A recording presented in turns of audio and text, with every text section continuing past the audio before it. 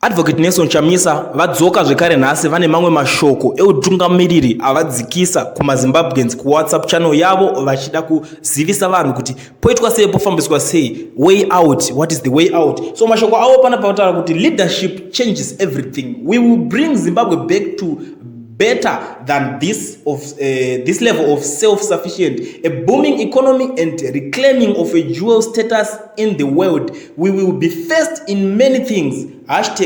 #new direction. Sekuziva kwamunozvita vakagara kutaura kuti we are now defining a new path. Iko zvino zvakudedzera kuti #new direction.